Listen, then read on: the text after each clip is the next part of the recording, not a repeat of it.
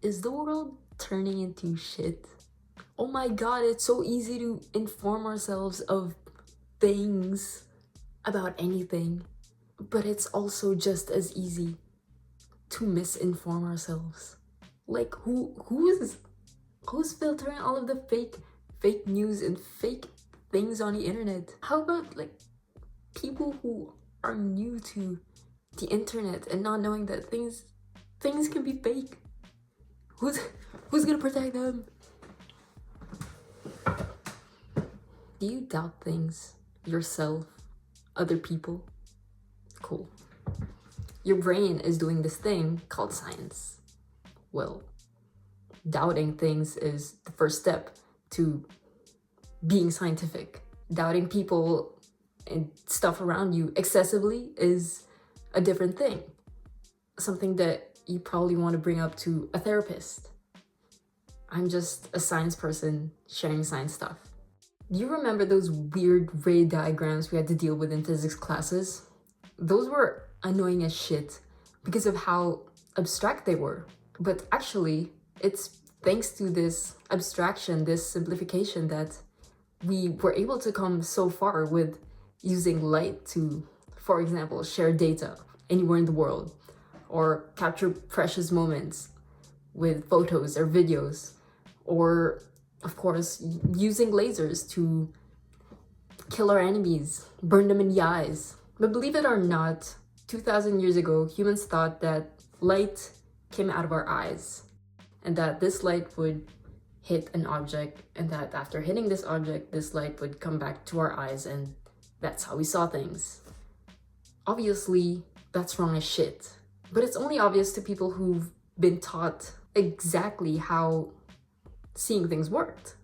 The ancient Greeks are known for being logical thinkers, but they weren't really scientists, in the sense that they didn't really care too much about verifying their theories or having literally any other alternative to verify their claims. Being scientific is more than just logic, and you'll see why later on. Anyways, a few hundred years later, this dude who read translated texts of these ancient Greek works was particularly pressed at how wrong the ancient Greeks were. He was also pressed at everybody else who believed this horseshit about the Greeks' explanation on seeing things. I guess you would also get mad if you found out that one of your friends is telling everybody that vaccines don't fix diseases. Because what the fuck do you think all these professional scientists are doing? Trolling you for fun? That doesn't make sense. Anyways, let's get back to that light thing. First of all, if we stared at really bright things, for example, like the sun, it burns our eyes. This scientist, Ibn Al-Haytham, pointed out that maybe, just maybe, our eyes aren't emitting anything. See, if that ancient emission theory was actually correct, you know, let's play along, let's try to think that it's correct, let's assume that it's correct, then the way that seeing things worked, as we talked about earlier, is that something comes out of our eyes, it hits another object, it comes back to our eyes. It needs to come back to our eyes. Otherwise, if that ray didn't return to our eyes, did we see this object before seeing it? It doesn't make sense. So what was the point of the first set of rays coming out of our eyes? It seems like an unnecessary additional detail.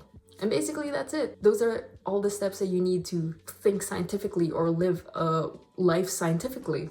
You read stuff, you question questionable parts of that stuff, and then you possibly come up with your own explanation to try to fill that gap in. And then there's that important bit, there's this important part of confirming your own explanation on things. Literally, there is nothing stopping anyone from thinking about any explanation for anything. But if we didn't find a way to back up those theories, it's not really science. Motherfucker, everything needs to be validated. No one is exempted.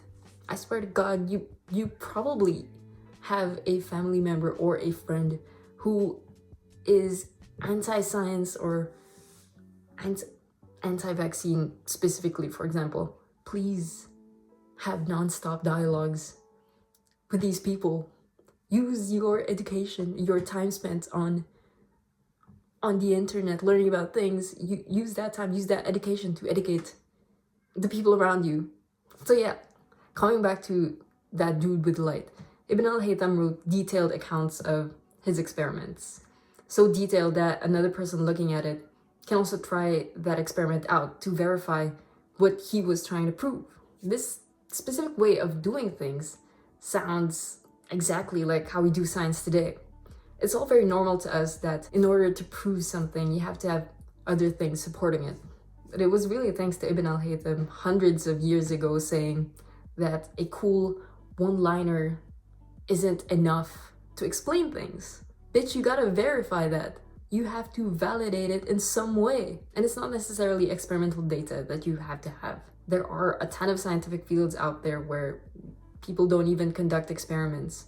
But as long as you have a way to verify what you're saying, you're fine. This verification part is really crucial because this is the time-consuming part of doing experiments again and again. This is the part where you have to exercise caution, not only practical caution in that you don't want to end up with a fire in the lab, but also if you are thinking or focused at the wrong parts of your experiment, maybe it's obvious that A caused B, for example, but really what's going on is that A caused something else, which is causing B. So this kind of stuff, this part of the process seems to be a really time-consuming part of doing science, of being scientific. And practicing science or scientific thinking isn't about being correct, whatever that means. It's about being able to verify whatever you're saying, which is what I kept repeating again and again. You have to have a solid basis of what you're saying. That's the point of science. It's reliable. So stop running away from reality just because another non-scientific explanation gives you a feeling of comfort. It is such a waste to not use your own brain's power in retrieving information, assessing all that information, and using this whole process to guide you to make better decisions. Thanks to the writings of Ibn al-Haytham about conducting his experiments, unquestioning theories accepted at the time, he established the scientific method as a standard for doing science. He wrote and shared everything down, of which were really helpful to people working on optics in the future.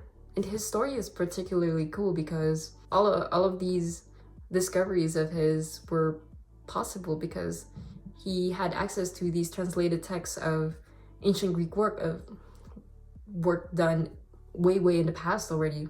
This is how progressing things typically work. But if you sometimes feel like you're getting flooded by so much information out there, there are some ways.